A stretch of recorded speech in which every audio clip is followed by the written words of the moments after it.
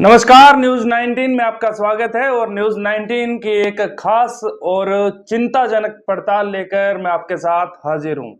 मामला एक बार फिर प्रेम प्रसंग से जुड़ा हुआ है, महिला से जुड़ा हुआ है। आजादी और अय्याशी के नाम पर आजकल की महिलाएं कुछ ज्यादा ही एडवांस हो गई है।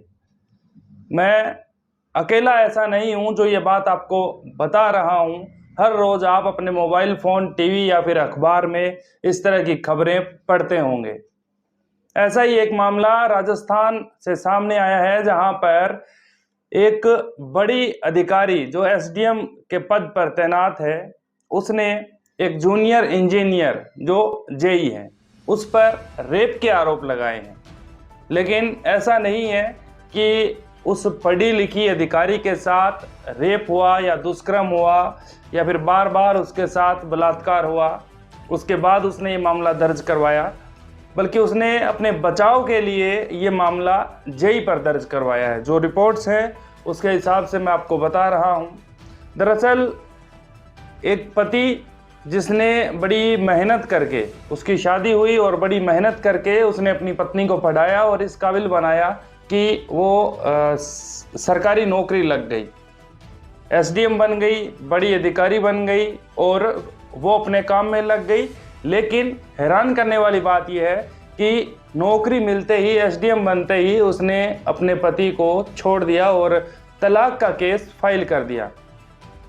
तलाक का केस जब चल ही रहा था, जो प्रोसेस में था कोर्ट में, तो उस महिला का मिलना होता है एक जेई से। अब इसका एसडीएम का आरोप है कि उस जेई ने उसको बहला फुसलाकर कई बार अलग अलग जगहों पर, चाहे वो जयपुर की बात हो, चाहे वो सवाई माधोपुर की बात हो, दौसा की बात हो, या फिर दूसरी ऐसी जगह जहां पर उसको होटल में ले जाकर उसके साथ रेप किया गया, ये कहना है उस एसडीएम का। लेकिन उसने ऐसा क्यों कहा, ये कहानी मैं आपको बताता हूँ। दरअसल जो एसडीएम महिला है और वो मौजूदा अभी तैनात हैं वो एसडीएम के पद पर, उनके ऊपर एक शख्स ने हनी ट्रैप के आरोप लगाए कि एसडीएम हनी ट्रैप के केस में उसको फंसाना चाहती है। उससे 15 लाख रुपए की डिमांड की गई, जबकि 5 लाख रुपए वो इस केस से छुटकारा पाने के लिए उस एसडीएम को और उसके एक साथी इकबाल को दे चुका था। लेकिन जब बार बार उसको ब्लैकमेल किया गया तो मजबूरन उसे पुलिस थाने में जाना पड़ा और दौसा के महुआ में पुलिस स्टेशन में जाकर उसने अपनी आपबीती सुनाई और उस एसडीएम महिला के खिलाफ एफआईआर दर्ज करवाई। उसमें उसने कहा कि उसकी जान पहचान एसडीएम से हुई थी और उसको अपने ट्रैप में फंसाकर, जिसको हनी ट्रैप बोला जाता है मीडिया की भाषा में, कानून की भाषा में, उसको हनी ट्रैप में फंसाकर उससे पैसा लूटा गया। उससे 5 लाख रुपए तो ले लिए गए, जबकि 15 लाख रुपए की डिमांड की गई।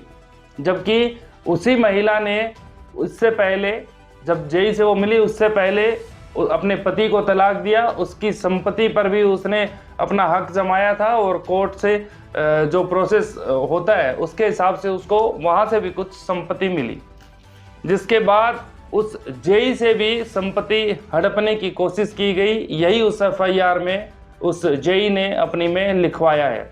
लेकिन जैसे ही जेई द्वारा दी गई शिकायत पर दौसा पुलिस कार्रवाई करने के लिए उस एसडीएम को पकड़ने के लिए उसके पास पहुंची, तो एकदम से हालात ही बदल गए, ये पूरा केस ही बदल गया।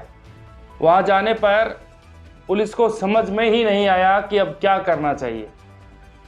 जब पुलिस एसडीएम को पकड़ने पहुंची तो महिला ने कहा कि हमने कोई हनी ट्रैप नहीं किया है, हमने किसी को अपने जाल में नहीं फंसाया है, बल्कि मेरे साथ तो खुद बलात्कार हुआ है और कई बार हुआ है, और जो जूनियर इंजीनियर हैं उसने उसके साथ गलत काम किया है। इतना ही नहीं, उसने इतने गंभीर आरोप लगाए हैं कि जो जेई का भाई है उसने भी उसके साथ गलत काम किया है।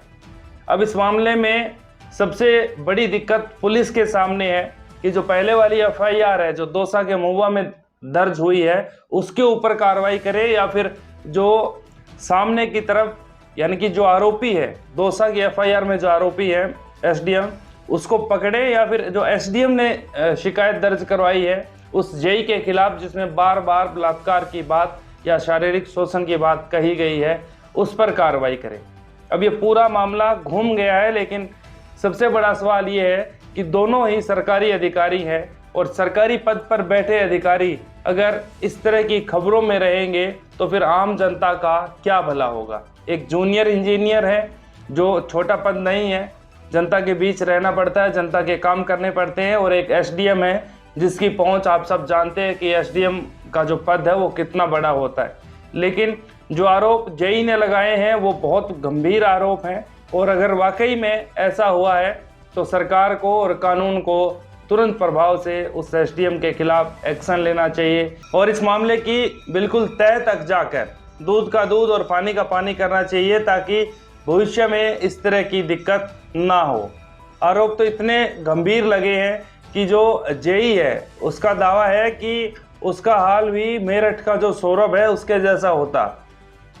बाकायदा उसकी गाड़ी के अंदर जीपीएस ट्रैकिंग सिस्टम लगाया गया इंजन के नीचे, और उसको एक्सीडेंट करके मारने की योजना भी बनाई गई। उसकी गाड़ी के आगे दूसरी गाड़ी लगाकर अचानक से कट मारा गया, ब्रेक मारे गए और उसकी गाड़ी पलट भी गई, 3 पलटे खाए, लेकिन जाको राखे साइया मार सके ना कोई, उस कहावत की वजह से, उस भगवान के आशीर्वाद की वजह से वो बच गया, ऐसा उस जेई का कहना है। अब सवाल ये है कि अगर पढ़े लिखे समाज का दम भरने वाले हम लोग आखिर कहाँ जा रहे हैं। बाकी आपको क्या लगता है, ये जो पूरा प्रकरण चल रहा है और आजकल जो समाज में चल रहा है उसको लेकर आप क्या सोचते हैं? आप अपनी राय न्यूज़ 19 की इस विशेष रिपोर्ट के कमेंट सेक्शन में ज़रूर लिखिए, और हमारी ये रिपोर्ट पसंद आए तो इसको लाइक और शेयर ज़रूर कीजिएगा, कमेंट करना मत भूलिएगा, और अगर चैनल को सब्सक्राइब नहीं किया है तो वो भी कर दीजिए, क्योंकि आपको हर रोज़ इस तरह की जागरूक कर देने वाली और पॉजिटिव न्यूज़ मिलती रहेगी। नमस्कार।